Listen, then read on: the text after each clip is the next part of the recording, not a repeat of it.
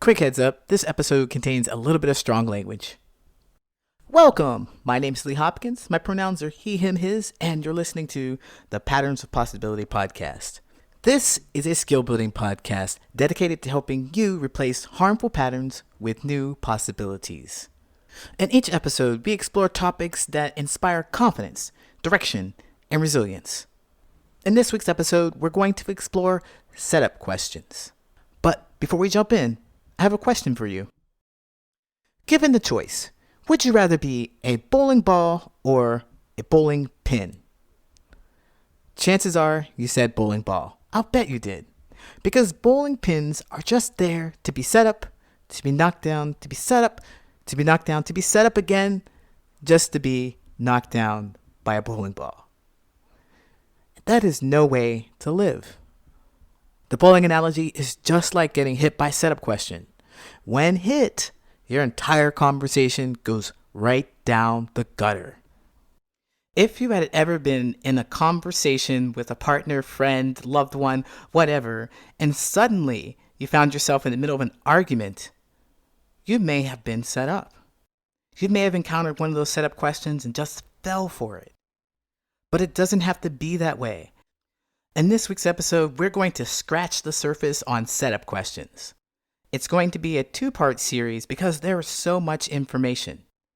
In this part one, we're going to go over what setup questions are and how to identify them. We're going to go over why people use them, and we're going to talk about what to do when you encounter a setup question. By the end of this episode, you will be able to sidestep the setup. Are you ready? Let's go.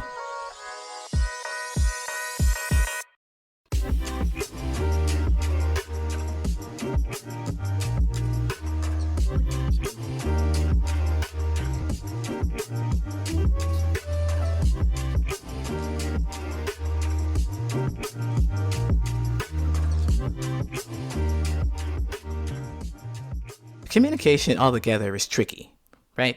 There are so many factors that can go into it. Everything is communication, as I said before, right?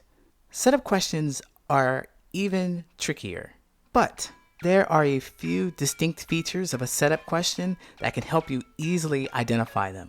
Now you might be thinking, Lee, questions are all over. How can I identify a setup question? Well, setup questions have two distinct features. 1. Setup questions require an answer. Whoever asked you that question is going to wait until you answer it. 2. Setup questions already have been answered. That's right, the question comes after the answer. Now, if you're anything like me, you're going to wonder, why would anyone ask a question after it's been answered? Well, there are two reasons that I can think of. 1, they didn't hear you. They missed the answer, and they're looking for verification. 2, they heard you just fine, but they didn't like your answer. So they asked you again, hoping to get a different answer. And that answer is something only they know. It's up to you to figure it out.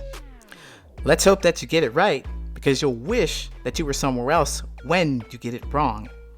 Responding to these setup questions is tricky because it's more about responding to what has not been said rather than what has been said. And that's why it's called a setup question. It puts you in a seemingly impossible position so you can get knocked down. Now, let's break that down. The reason why we ask questions like that is because it provides a little bit of safety. It provides an emotional security, right? These setup questions allow us to play with the language and make it so that we can gauge how someone might react to what we have to say, or gauge how someone might react to what we feel. And if we put that out there, we can do that more easily with questions than we can with statements. Many people view statements as harsh, but questions aren't as bad. They're not as clear and concise as statements, but they're quote unquote more polite. That's why our society makes such a big deal about asking these questions. Would you like to do this? Can you do that? When you really mean, I want you to do this and I want you to do that. But asking a question when you want to be clear about something is counterintuitive because the whole purpose of asking a question is to generate thoughts and ideas about the subject, about the topic. It is not to just process the information like a statement is. And that's why the message gets a little murky. It's indirect. It gets lost. The next thing you know, the person who asked you the question is upset because you didn't respond the way that they expected or wanted. And now you're upset because you thought you did the right thing and now you're not getting the reaction that you wanted. And now neither of you are listening to each other. You're just talking at each other, trying to get your point across. And when you find that you can't get your point across, you might start throwing in some insults and it could get ugly very quickly. But all that stuff can be avoided. I wish I had known that when I was dating in my 20s. Yeah.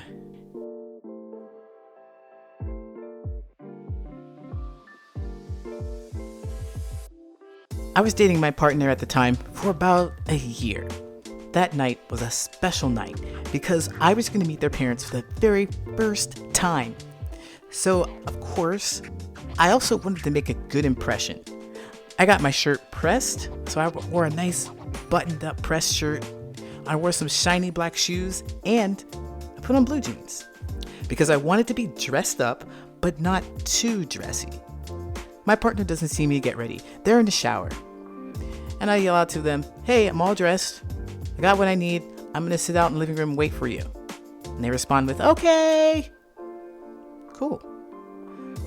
And I am really feeling myself. I'm telling you, I'm looking in the mirror. I'm smiling. I'm ready. I'm flexing. I'm like, boom, bow, ready to go. This is going to be a great night. 30 minutes later, they come out. I'm like, they look good. I look good. We're going to have a good night. But they weren't feeling me. The first thing they said to me was, "You're not going to wear that, are you?" And I'm crushed. Right after they said that, I get all in my head. I spent a lot of time and effort. I got my shirt pressed. I bought a new shirt. I'm angry. I feel annoyed. I feel dismissed. What's wrong with my outfit? Ugh. But we're supposed to have a good night tonight. So I changed my tone. I got out of my head and I relaxed a bit. And I followed up with, "What's wrong with what I'm wearing?" And then they say, "Don't you think you should put something else on?" No. What's wrong with you? We don't have time for this. And then they start about how I never listen to them and I need to show them more respect. And at this point, I'm way past annoyed. Oh, good. It seems like they are too. Fuck this night. That good vibe is officially gone. You always think that you're right. You always have to have things your way. You're such a controlling. We're supposed to meet your parents in an hour. Don't tell me to shut up. You shut up. Now we gotta put some more fuel in this fire. Here come all the regular hits. You never support me. You're always against me. If you fake orgasms, then that's on you. At this point, I don't even know what I'm saying. Go ahead and call the cops. I'm not moving out. My name's on the lease. The conversation spiraled out of control so quickly that neither of us really even knew what hit us. It may seem extreme, but conversations can be that volatile, especially between romantic partners. I was set up, and both of us went down. Hello, my name's Lee Hopkins. My pronouns are he, him, his, and this is a shameless plug for my YouTube channel. Yes, I have a YouTube channel now because I think it's going to be really great to show off exactly what I'm talking about. I'm going to share some real life examples of some of these concepts in action. And I think that you'll really enjoy it if you've enjoyed this podcast so far. So go ahead and check that out on YouTube. You can find me at Patterns of Possibility. I plan to release a video every other week. That is, on the Tuesdays that I don't release a podcast, I will release a video on that Tuesday. Since I'm a little behind schedule, I've released the video today, as well as the podcast. So go ahead and check that out on YouTube. Just search for Patterns of Possibility. And let me know what you think. I would love to hear your feedback.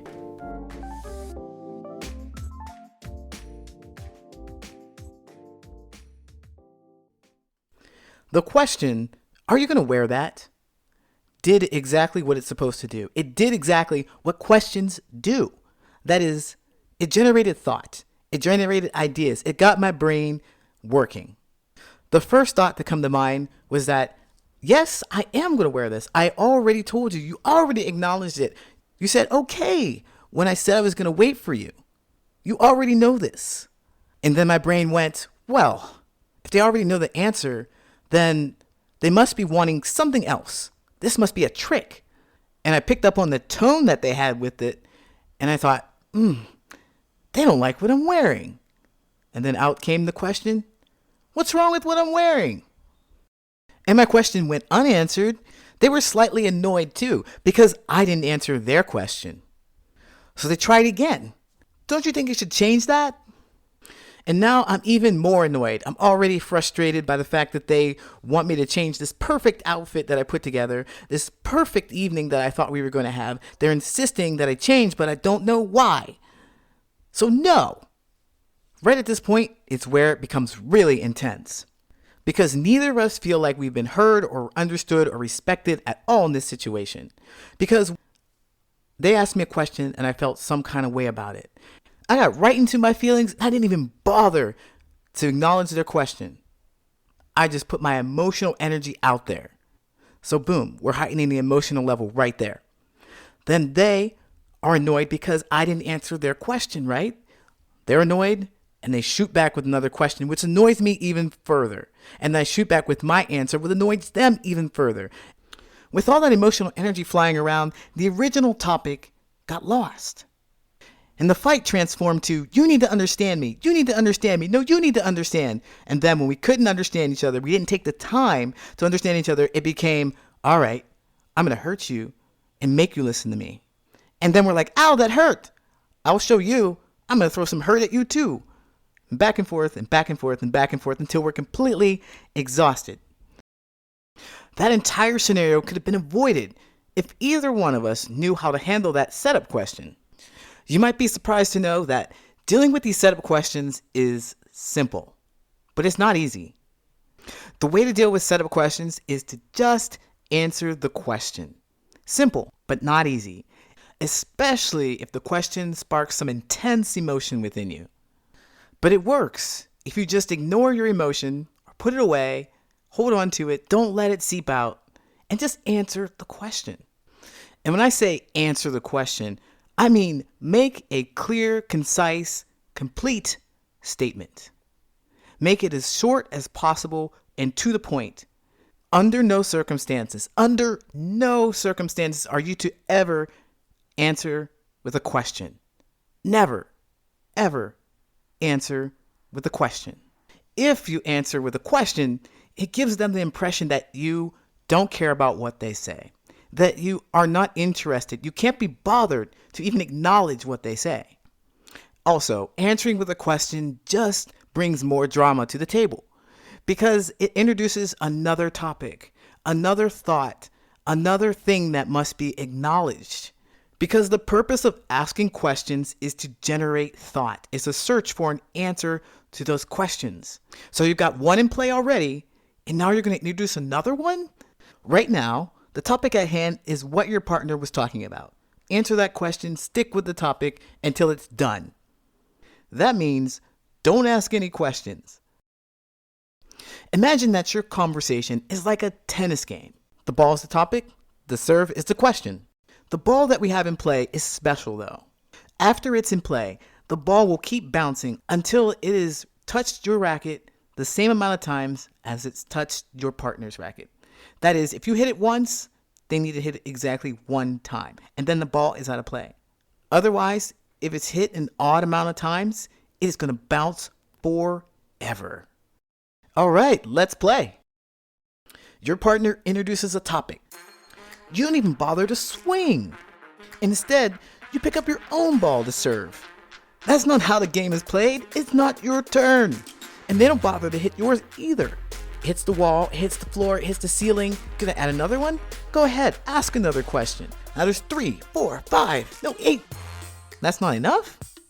You want more? Both of you keep picking up new balls and putting them in the play, but no one is returning them. And And the best part is that you're blaming your partner for all the chaos that's going on, for all the balls that are bouncing, for all the topics that are in play, like you had nothing to do with it. When you make a simple, straightforward statement, you're going to find out if the question was asked just to get information, just for their understanding, or if the question was asked because there's some underlying emotional energy. If it's number one, great, game over. If it's number two, well, the game's not over just yet. You're gonna have to play a little longer, but stick it out because it's only one topic. It's not the chaos that it could be.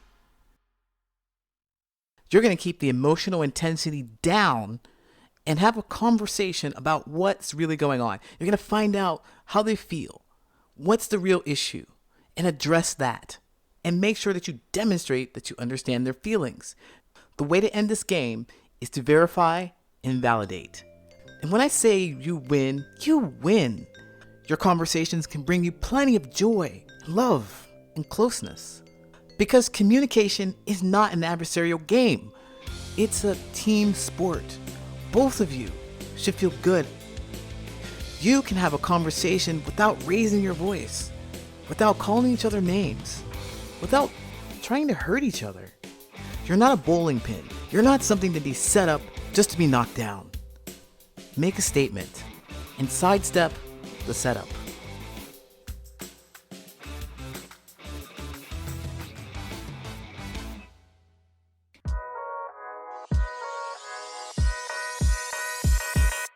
My name is Lee Hopkins. My pronouns are he, him, his, and you have been listening to the Patterns of Possibility podcast. I hope that you found today's episode interesting and insightful. If you enjoyed today's episode, subscribe and also share this podcast with anyone you might think finds it interesting. If you're looking for more content, you can find me on Instagram, YouTube, and at my website, patternsofpossibility.com. This podcast is for informational purposes only. If you are having a medical emergency, please go to your nearest medical facility and explain to them that you would have been there sooner if you hadn't been listening to this podcast. I'll see you next time. The next episode in this series, part 2, is going to be released next week on Tuesday, November 10th. And then we'll move back to the regular bi-weekly schedule. Thank you for your patience and support.